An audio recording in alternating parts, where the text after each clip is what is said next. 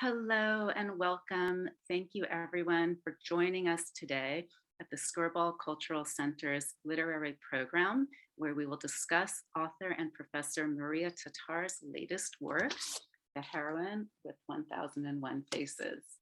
My name is Isabel Rosenthal. I'm the Public Programs Associate at the Skirball. For those of you who may not be familiar with the Skirball, we are a museum and cultural center in Los Angeles whose mission is deeply guided by the Jewish values of welcoming all and to pursue justice and to build community and to always seek learning. It is our goal to offer our diverse audiences programs, classes, and opportunities which encourage human connection and a sense of shared humanity. With our book programs, we strive to amplify authors whose work is tightly aligned to the Skirball's essential values. Please browse through our website at skirball.org and look at both our upcoming virtual and in-person programs on campus. We've got some exciting public programs coming up this spring, more book programs, as well as concerts, films, and 2 phenomenal new exhibitions opening on campus in April. I would like to thank Rebekah and Howard Farber, as well as the Engaging the Census Foundation for their support of today's program. With that, it is my great pleasure to introduce our moderator, Louise Steinman, who is a writer, an artist, a literary curator, and cultural correspondent. Louise co-directs the Los Angeles Institute for Humanities at USC. She was also the founder and for 25 years, the curator of the Aloud literary series at the Los Angeles Public Library.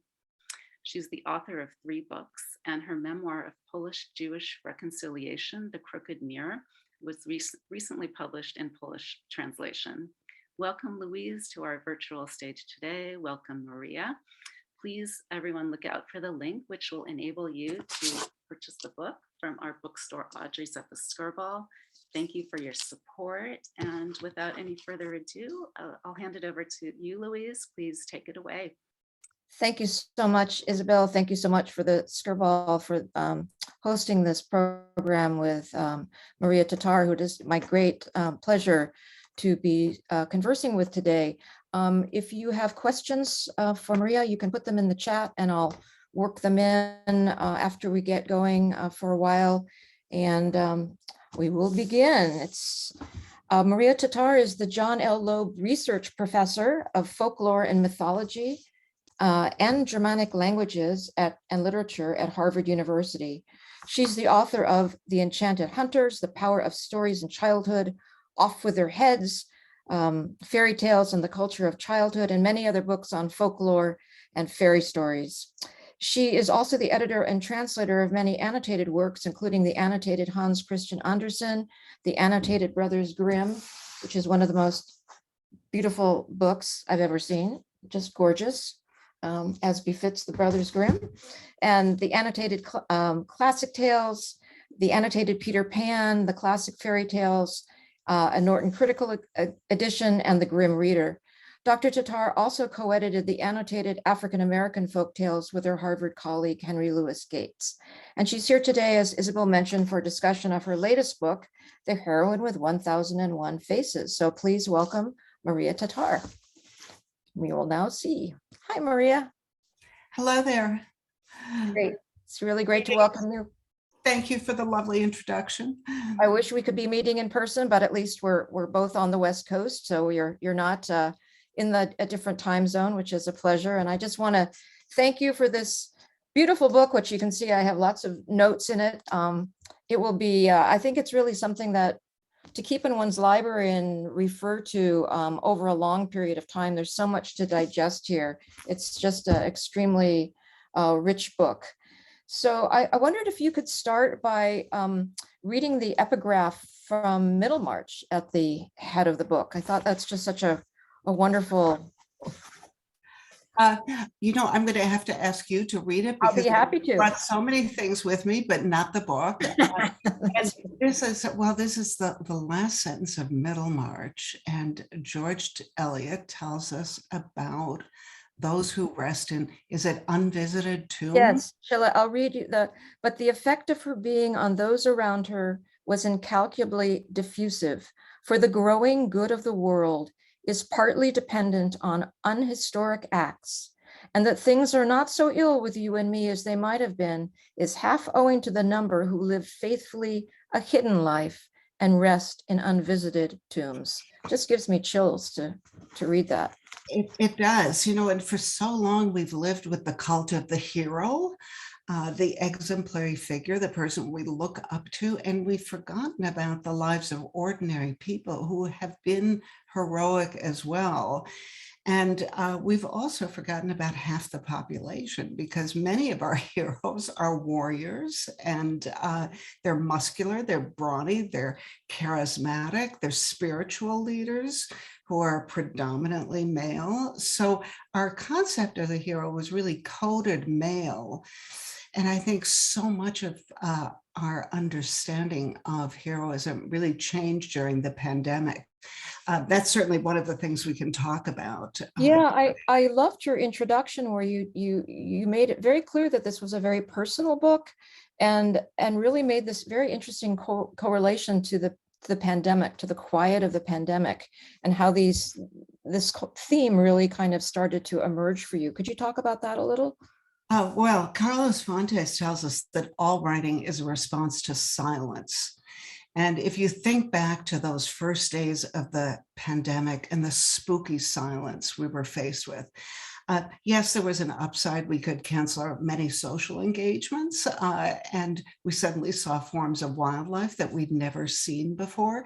The traffic jams somehow disappeared. But we were faced with a kind of lockdown, and we were living in a time of crisis, and yet told, don't leave home, stay at home, we sort of lost our power of agency.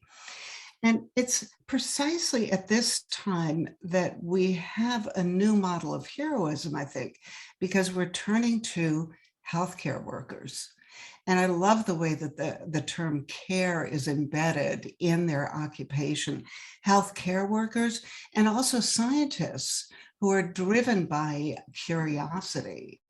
So that seemed to me really important. And this was followed by a period in which we were taking down statues of Confederate generals, toppling. At first you were scratching your head, saying, do we really want to be iconoclasts like this? Shattering images? Do we want to erase history?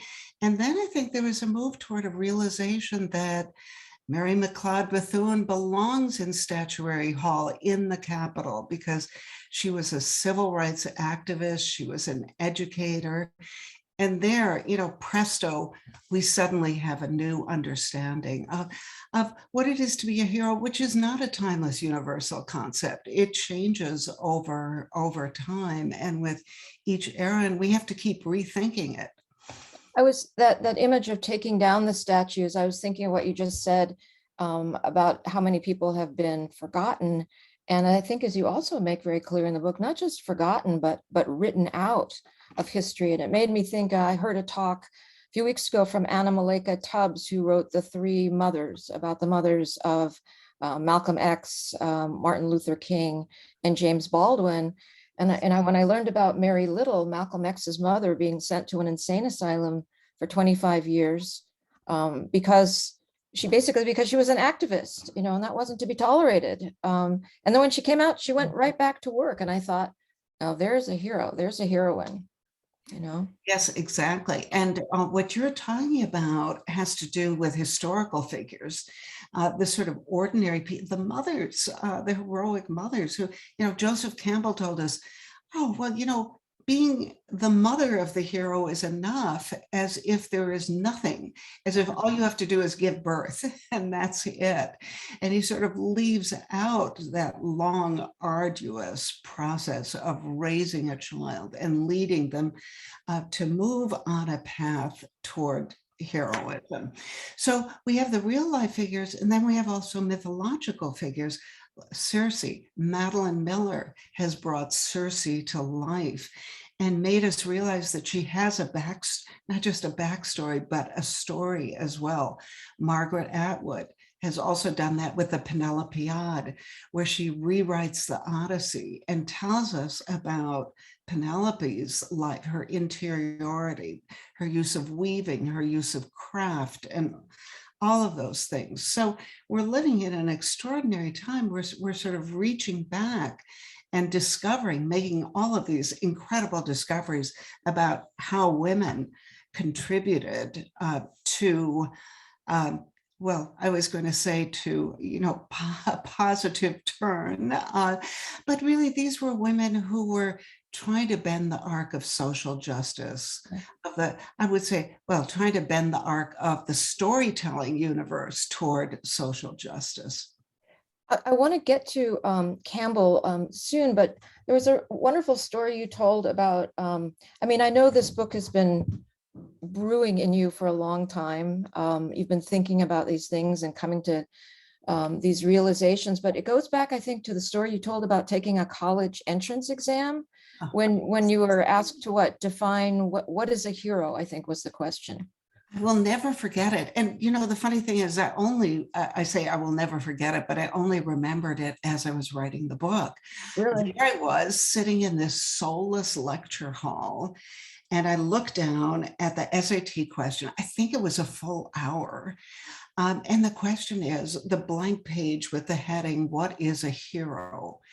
And I completely panicked because I did a kind of inventory of the heroes.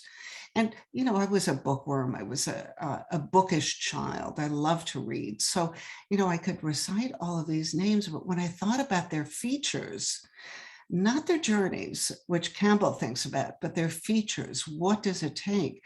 I could only come up with negative things. These were, sort of toxic figures. And so I remember I finally, after about 10 minutes in which I clutched, I came up with some sort of terrible canned answer. And I was so embarrassed by it that I think I totally repressed it until I was writing the book and recalled my panic about that question. Yeah, I think you termed them, you said it dawned on you that they were all natural born killers, which was really quite remarkable to think about.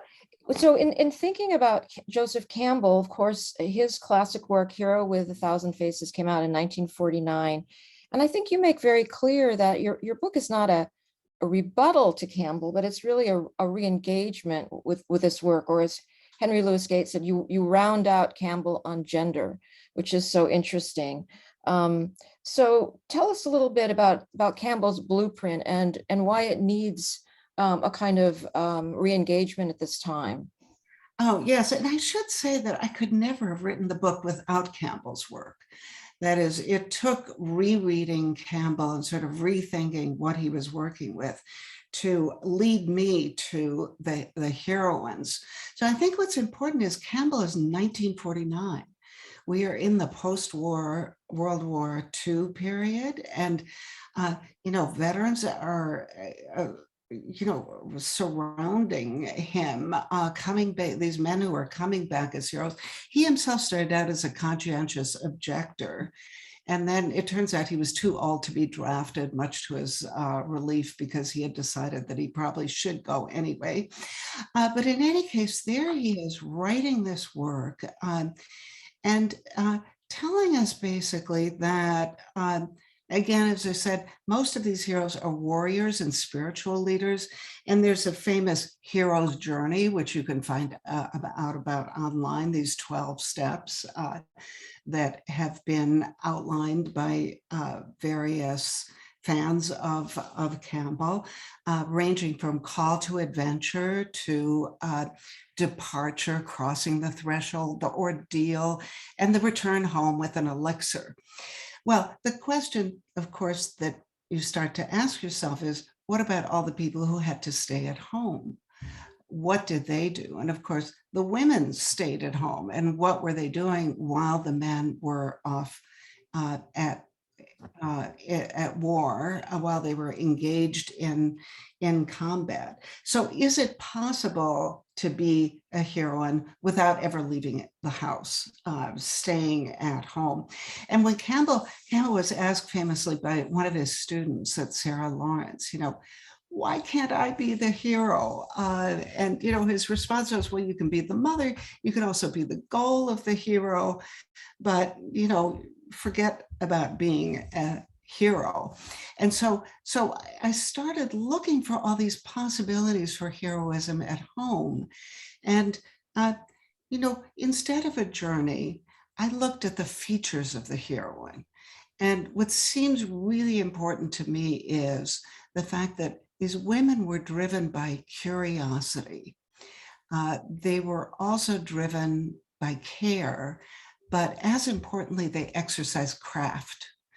And I use craft in the double sense of the term, craft as sort of cunning, designing, being smart, having your street smarts in a way, even though you may be at home, but craft also in the sense of, what we would call the production of textiles and texts, spinning, weaving, sewing, all those things that have been associated with women. And while these women were spinning, weaving, and sewing, they were also telling stories. And that to me is one of the important features of the heroine, that is moving from a condition of silence to storytelling, to broadcasting, finding a voice, even if it's only through a tapestry or a text. Yeah, they were literally putting their stories into their craft. They're putting the stories into those tapestries. And I do want to talk about Philomela. I was just thinking there was, the other book, another important book published in 1949 was The Second Sex, de Beauvoir. It's interesting to think about them coming at the same time. And you mentioned in your book this wonderful essay by Gia Tolentino about heroines, a short essay, which I was reading. And she quoted de Beauvoir saying that she notes, the second sex still scans as unnervingly contemporary. De Beauvoir notes that men, unlike women, experience no contradiction between their gender and their vocation as a human being. I thought that was, so in those hero stories, like they're not just the men going off, it's like the hero is like every person. It's, and at the same time, as we're looking at in this time when people are really exploring gender and non-binariness, do you think it's kind of more important than ever to look at those original gender roles as we look at them in these ancient myths? Oh, well, of course, that's deeply problematic. And that's something that I was acutely aware of as I was writing the book. Do we want to have this binary, this kind of bifurcation into the heroes who are warriors, spiritual leaders, and then the heroines who are crafty and designing and staying at home? And certainly if you look at the pantheon of female heroines today, you see a lot of them are muscular and brawny and charismatic. There's Katniss Everdeen in the Hunger Games. Think of Black Panther or Black Widow or Snow White and the Huntsman. So we have a whole range of possibilities. And I think what I'm trying to bring back is not so much this binary, which, is, as we look back, we do see that there's a division, a gender division of labor, but look forward to a future where you have, obviously we're living in an era of gender fluidity, people who declare themselves to be non-binary, and the possibilities for heroes and heroines are endless, really. And that's part of the reason I have 1001 in my title, because there's not one narrow path to becoming a hero or heroine. It's really a multitude of possibilities. We were talking about people being, women having been forgotten or written out, but even further than that, you also write about the silencing that's gone on for so long, which is a kind of feature in a lot of tales. So I wonder if you could talk a little bit about the Philomela. Am I saying that right? Mila, yes. It, Oh gosh, it's a story which still moves. it's I don't really know. upsetting. It's hard to tell. Philomela is the sister of Procne, and her brother-in-law Tereus rapes her. Following the rape, she she tells him that she's going to rat him out. She's going to broadcast the story. Even the trees and the birds will hear the story. And how does he respond? He cuts out her tongue. And Ovid, this is a story in Ovid's Metamorphoses. Ovid gives us several lines about the tongue quivering on the ground and the stump in Philomela's mouth. So she is voiceless. She is deprived of a voice. She cannot tell her story. And what does she do? She uses her craft, her ingenuity.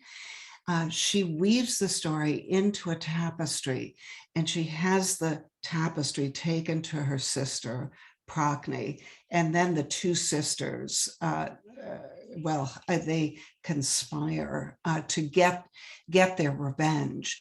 But the way in which, she manages to find a way to tell her story, to pass it on.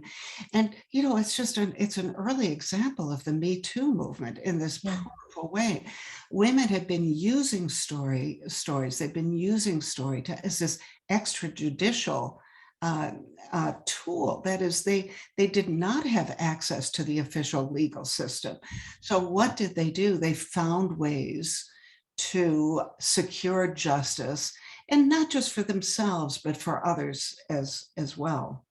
They found ways, and then the assaulters found ways to put non-disclosure agreements on them at the same time. It's another form of silencing, right? Oh, absolutely. The strategies for silencing, everything from cutting out the tongue to the perversity of the non-disclosure agreement, which means, basically, it's not that you're greedy.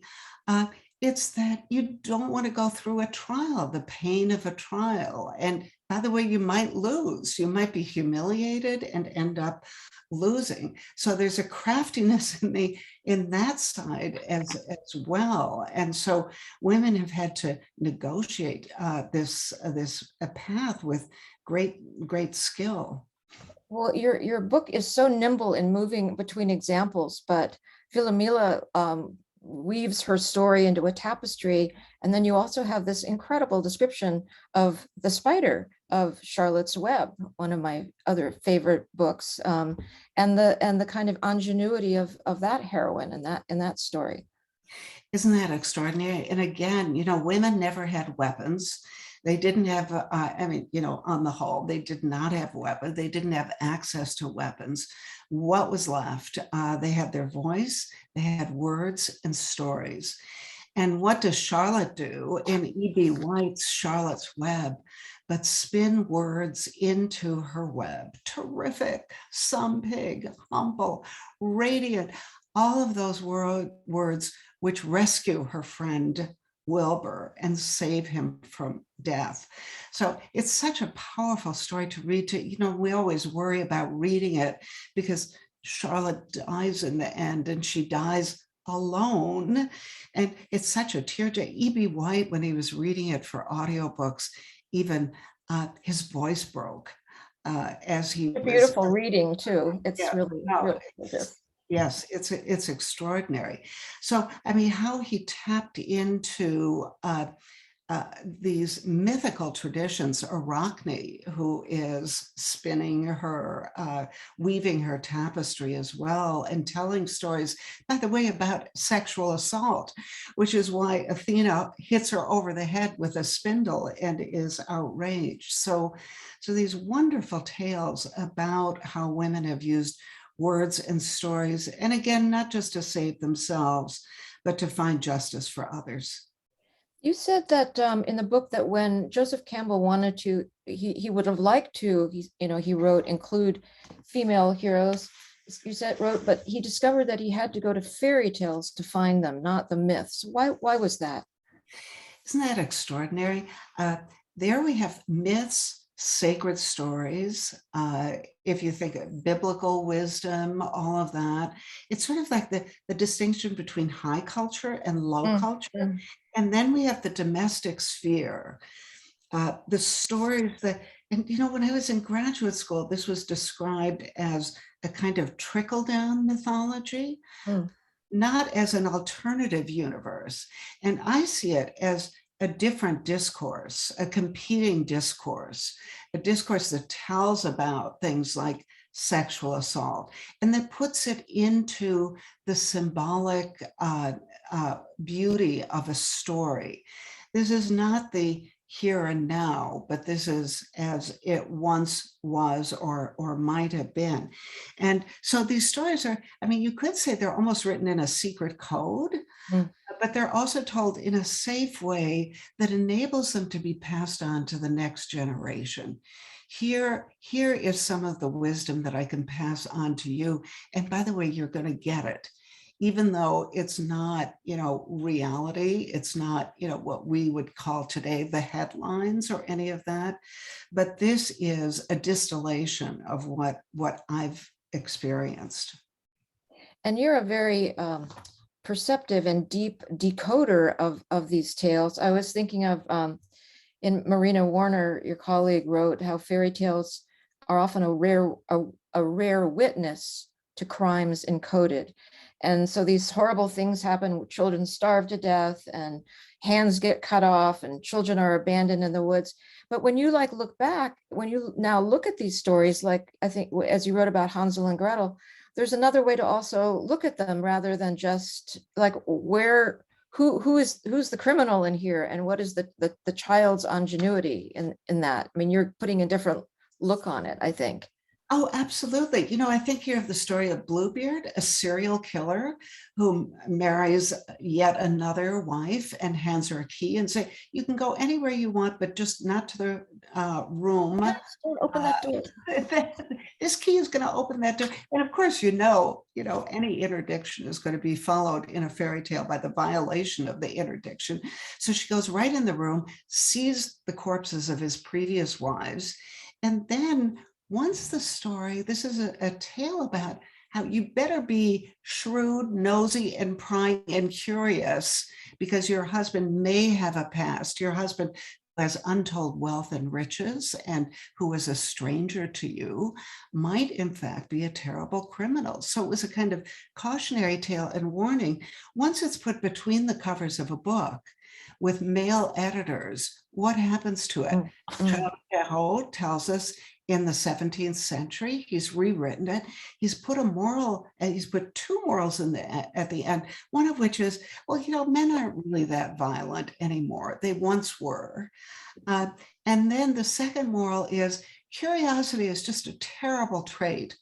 Once satisfied, you feel kind of good about it, but really it's something that you should not exercise at all. So suddenly curiosity, this life-saving quality is, somehow demonized. And if you're a curious woman, you're going to get into a lot of trouble when in fact it's a life-saving strategy. Gosh, we could go back to Eve and Pandora. And these are, what has Eve done? She's eaten from the fruit from the tree of knowledge. And yet she is seen as a victim of carnal knowledge. She's allied with the snake and seen as seductive, as a kind of temptress figure. You made me think as you were saying that, a story my grandmother told me over and over and over again. She was abandoned by her father after her mother died and raised by her grandfather. And the last thing her grandfather says to her is, never let her real father, never let him see your beautiful face, never let him see your Shana Punim. And she says to me, but as soon as somebody tells you not to do something, you have to do it. It's like, and it's like, it's so true. Like there's nothing, she's going to open that box. And then in that wonderful story, Mr. Fox, which I didn't know, not only does the heroine follow her curiosity, but she's able to kind of find some something that, I mean, she's really brilliant, her wisdom. Yes, at her wedding banquet, what does she do? Because she's discovered her husband's deep dark, or the man who is soon to be her husband. And to the assembled guests, she tells the story about a dream that she had. And everybody catches on very quickly that this was not a dream at all. And then, in fact, she pulls out the evidence for his crimes. And tosses it at him, the finger with the ring on it. So she's got evidence. She doesn't just have a story, and women often do need evidence to back up the story. And at that point, she has won over the wedding guests. And don't they chop Mr. Fox into little pieces or something terrible like that? And why is it that she has to tell it? I mean, it's a strategy, right, to tell it as a dream, because in a way, what that gives her protection, so that like, if it's just a dream, I'm not like accusing him of something. Oh yeah, I think in a way it provides her with cover. But then again, it's also, everything in fairy tales is so encrypted. So, people say, what does that mean? I would say, it can mean many different things, and it's a detail that gets us talking about the story and trying to figure out, what is going on in that tale, and why is it a dream? Why does she feel that she has to wait until the guests are at the table? Why can't she tell the tale earlier, and all of that? So I love the way that fairy tales are really conversation starters, that they get us thinking more and thinking harder and talking to each other about what matters. And, that to me was the original function of the fairy tale, of the folk tale that was told in those spinning rooms, that was told what women were cooking, taking care of the children, and so on.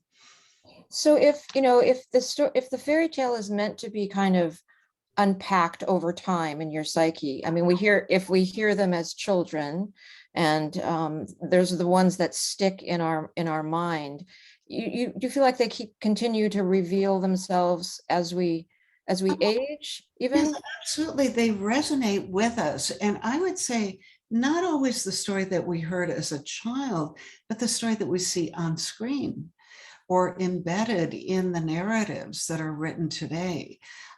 Go to the movies, and what you have not just Snow White and the Huntsman, but you have the Cinderella story told over and over again. I mean, Pretty Woman, starting with Pretty Woman, and right. moving onward. Little Red Riding Hood has been refashioned as a horror film. Everything from Hard Candy to, what is that horrible movie with Reese Witherspoon? I've forgotten the title. Freeway to Hard Candy. So, we see the girl in red again and again. I mean, she even pops up. Remember the girl in red in Schindler's List? So we have not just fairy tale structures, a girl, a wolf, an encounter in the woods, and a sexual assault. Suddenly the wolf is a sexual predator. But we have fairy tale tropes which appear again and again, and which I think get us thinking about, all of the stories, the entire repertoire of stories that we have heard, not just the ones that are made up, but the ones that we encounter in the headlines or in real life.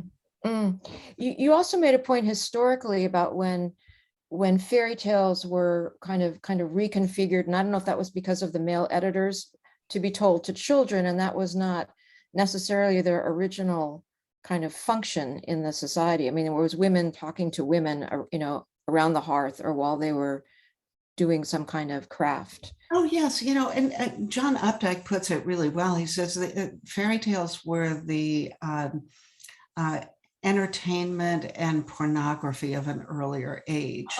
Those were the, if you think about it, right now we have so much to occupy our minds, and even we have all these electronic entertainments and all of that.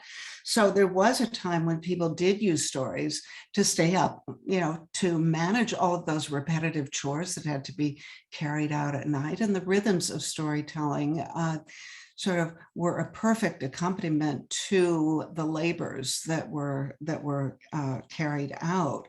So these were stories meant to entertain adults, often with a multi-generational audience present. Things went above the heads of the kids, but they were,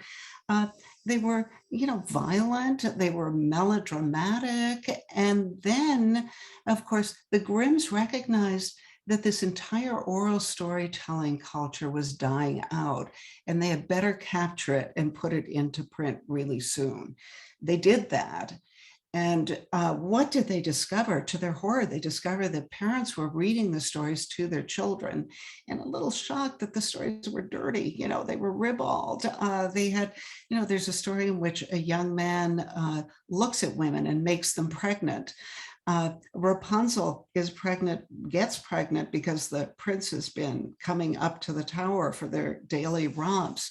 So they took out many of the references to sexual matters. But what did they add? They ramped up the violence, often in the service of teaching a child a lesson. So these became cautionary tales for children. Little Red Riding Hood, don't stray from the path. Originally it wasn't about that. It was about the perils of going into the woods, or the perils of meeting a predator, a real beast, or a human who is, can be more dangerous than the wolf in the woods in a way. Of course, today is Oscar Day, and thank you all for tuning in. And I'm so glad you're here, and you can go on and see that. We have a question here from Alexis Krasilovsky, who wrote Great Adaptations, Screenwriting, and Global Storytelling. Says, I wrote about heroines' journeys and their application to screenwriting. Look forward to reading your new book. Will you also be talking about how the film and television industries can benefit from paying more attention to those 1001 faces and giving them full voices? Oh, that's really interesting. And I guess, part of me says they have been doing that all along, in part because you can't avoid contact with these stories. They're in our cultural bloodstream. So you look at a story like a film like Get Out. All right, Get Out and fairy tales, or what about Once Upon a Time in Hollywood? Look at that title and you can find fairy tale tropes all over the place. But Get Out, as I watched the film, it slowly dawned on me that this was a Bluebeard story, but with who is Bluebeard? The girlfriend. She's the one who's got these photographs. She's got this secret little cabinet where she keeps photographs of all of her victims. And then you rewatch the film and Bluebeard flashes out at you. Or a film like Ex Machina. Again, the Bluebeard theme is, I shouldn't say recycled, but reworked. And the tropes are made new. And I love the fact that we should never tell the same old story. And Hollywood resists telling the same old story. I kind of cringe when I see just a Snow White. We have to keep retelling the story, reimagining it, making it relevant to our own time and place. You were born, right? Literally like the same month that the World War II ended, right? Exactly. And came here when you were 5, right? Parents were Hungarian, coming from Hungary. Right. What kind of stories comforted you, or what kind of stories fascinated you as a young child, and through such a time which must have been quite tumultuous, I am venturing to say? That's such an interesting question, because I realize now that I did not grow up in a household where lots of stories were told. My parents both wanted to shut out the past. So we learned very little about our ancestors. And I always think of Toni Morrison's poignant words, listen to the ancestor. And I feel in some ways I was deprived of that as a child. It saddens me, although I completely understand where my parents were coming from.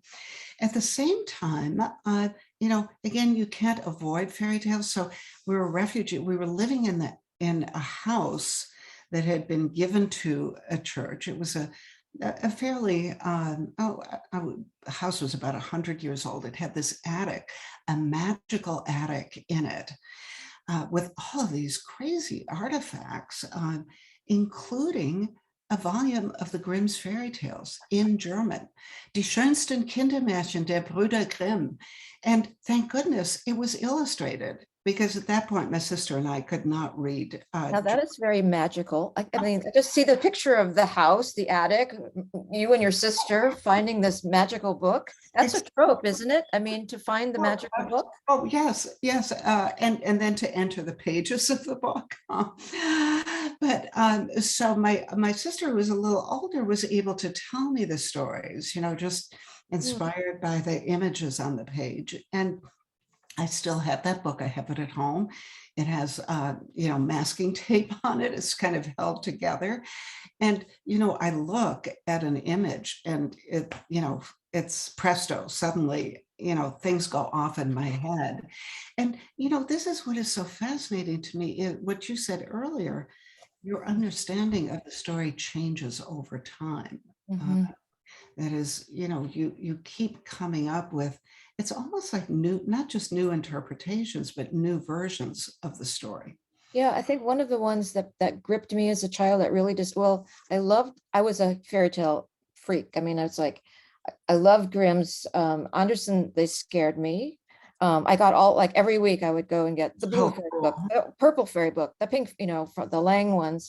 But the one in the Andersons that particularly scared me, and it's not the little match girl, was the red shoes. And was Did much you find that her legs were amputated? was so horrible. I think it was the image of her having to dance forever. I think that was in one version. Yeah. But I learned later that my mom had rheumatic fever as a child, and she had St. Vitus dance. And I think she had also told me that. So kind of like that's kind of disturbing image of like, not being able to stop moving or being condemned because you weren't, proper, that you couldn't stop, yourself. My mother was also very peripatetic, so that made a lot of, but it took a while to kind of like, why did that story, keep coming up and keep coming up? Yeah, it's fascinating to me that the stories are so simple, they're so basic, and yet they become so rich because of just what you described, these different associations. And then, we also have conversations. I think we forget that we are always talking about these stories and what kind of impact they had on us. So they keep growing and growing in an extraordinary way. Well, movies make a very deep impression on us, but hearing the story, I mean, when you talk about your sister is actually narrating to you the story, so you're having that, she's mediating, she's figuring out even from the picture, so it's that oral tradition is, and then she's probably adding her own, point of view to it as well, right? Yeah. So we're living at a time of another terrible war going on that we're all feeling horribly. I certainly am. And so I'm thinking about these children who are in bunkers, like for days on end. And I'm wondering, what kinds of stories would you imagine from the repertoire would you tell a child, to comfort them in such a time of stress? Is it possible that a story really could have that function? That's a wonderful question. And I think that you're reminding me that the consolations of imagination are not imaginary consolation, that there's something very real about the story. And there you are, you're in a situation where you have nothing. We have in a way, and yet the parent or the caretaker who can make something of that situation, who can tell a story to a child, has a powerful tool, and it may not ensure survival. I mean, that's the tragedy of it, but at least it will get you through the night in a way. So telling that story, and there I will say, I'm reminded of the power of improvisation. Mm. Here I'm in California. I have 3 grandchildren here. And last night, what was I doing? I was telling them stories. And as they were falling asleep and could no longer look at the pages of the book, what did they say? Tell us a story. And, they wanted to hear something that was not written down, but was in my imagination. And it takes a certain amount of adult strength to do that. It's, sometimes you are scared. I mean, that parent you just described, or that caretaker, is frightened. So in a way, storytelling requires you to summon courage. Courage, craft, curiosity, care, all those things that I talk about. You have to be courageous. You have to find a way to tell a story to a child that will be that will have a happily ever after. Or show that perhaps that, how, yes, other people have had these terrible, difficulties. They lived through wars, they lived through, yes, exactly. And Walter Benjamin, the German philosopher, tells us, what does the fairy tale teach us but to confront the monsters with cunning and courage? Being brave, using your wits, being determined to survive in some way. And, again, as we're witnessing all of that, we know not everyone will survive, but that is the one weapon that they have. I also think of that other in the same essay in The Storyteller, how Benjamin says that, he says a man, but I think we could just say a human, passes on their moral authority at the time of their death. I mean, or assume, I think he says they assume I've always been their moral authority at the time of their death. Now, why is that? Like, why does that story suddenly loom large? Like, I have a friend who passed away just last week, who was a amazing, I wrote letters to him when he was in prison. He was for the draft. He went during Vietnam. He turned down a student deferment. And I mean, he's just always been an inspiration. And I think now I want to write about, I mean, you want to send the story out there. Maybe that's why. Oh, absolutely. Yeah. Memorializing him. And that to me is just, that's what you did with the book about your father and the ordeal that he experienced, the adventure, which was an ordeal. And, not so much bringing him back, but recognizing the importance of his story. And again, moving from the cult of the hero. And, maybe we do need role models and heroes, but we also need to know the tales about the ordinary people and what they experienced, what they went through, and how they survived it.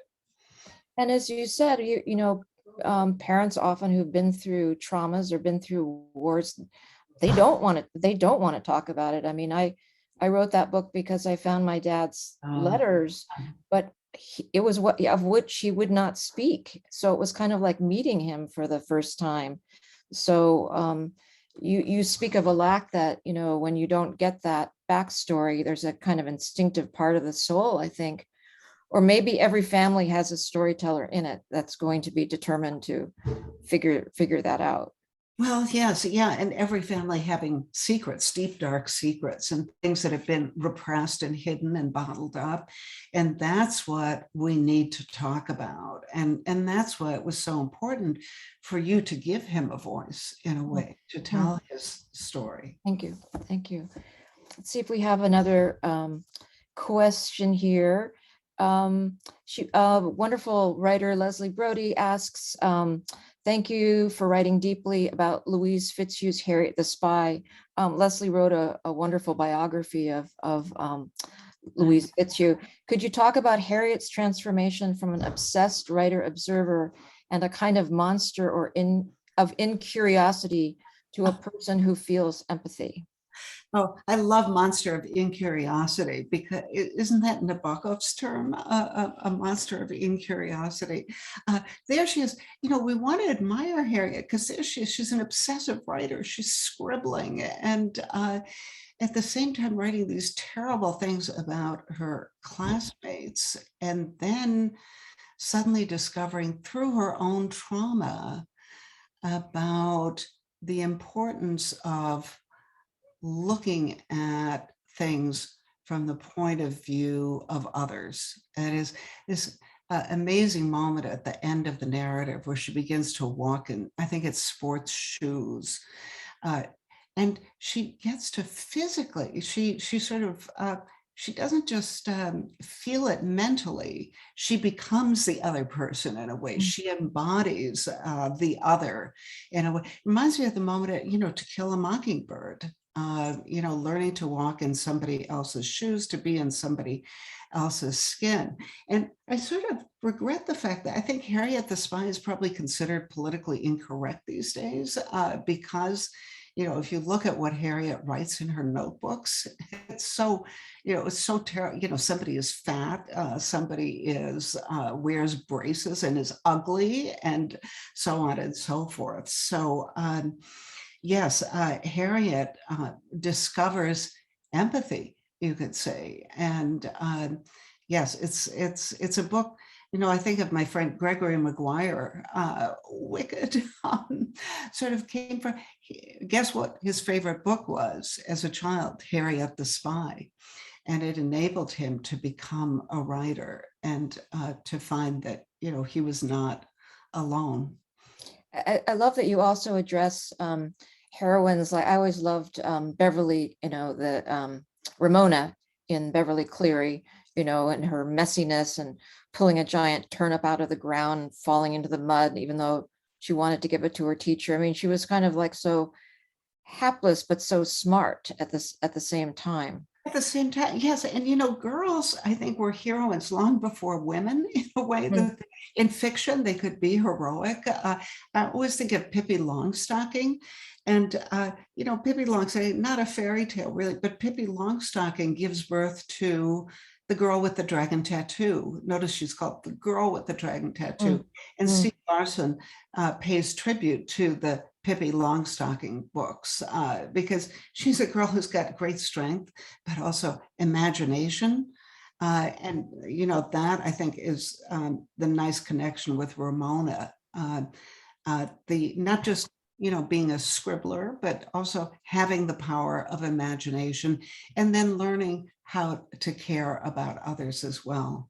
And then, of course, one of the world's great writers, Anne Frank, is, they called it The Diary of a Young Girl. I think she wanted to call it The Secret Annex, but just more and more people can appreciate the depth of, the writer she was and the writer she probably would have become. Oh, yes. And, extraordinary that at first she's writing about how she's seeking immortality through her. I mean, first the diary is an intimate friend, the friend that her sister and her mother could not be. So she's got somebody that she can tell everything to. Then it becomes a form of self-actualization. And then she listens to a broadcast and hears a call for diaries and documents telling us what is happening. And that's when I think she puts her writing in the service of a social cause. And, today writing has become the holy grail for women in many series today. I always think of, there we have Carrie Bradshaw is a writer. Hannah Horvath I love the fact that she goes to the Iowa workshop, but she goes from this kind of narcissistic form of navel gazing, a girl with several R's in it, to writing with a social cause in mind, or Rory Gilmore in the Gilmore Girls, who wants to become a journalist. So again, this idea of writing, telling stories, finding this craft, which was once a domestic craft in a way, storytelling. That's a beautiful, I think, kind of rallying cry to end on. We're almost out of time. I want to remind people that this is a really great book. If you haven't, it's that whole breadth of, Maria, of your ability to kind of call on the ancient and the present is so heading for a reader. I mean, it's really stimulating. I really love the feeling in my brain from reading your book. It's really marvelous. So thank you very, very much for this beautiful work. And thank you for coming, people, and asking questions. And I wish we could meet in person. We will someday, I hope. And thank you so much. And thank you, Skirball, for this beautiful opportunity. Thank you. Thank you, Louise, and thank you, Maria. I loved it. It reminded me, it brought back all these books from my youth, and I now want to reread all of these fairy tales and stories, and it just really made me rethink them. So thanks for this really inspiring conversation. Thanks to our audience for being here this afternoon. Please have a look at our website again, skirball.org. Please consider purchasing this book. It is, as you just heard, an absolutely phenomenal read. So you learn a lot. Thank you. Thank you for the questions and conversation. Yeah, Lovely. just wonderful. Thank you for being here with us, everyone. Have a great rest of your day, evening if you're on the East Coast, and please come to campus. We're open, and we'd love to see you all at the Skirball. So Bye. Take Bye-bye. care, everybody. Bye-bye. Good night. Bye.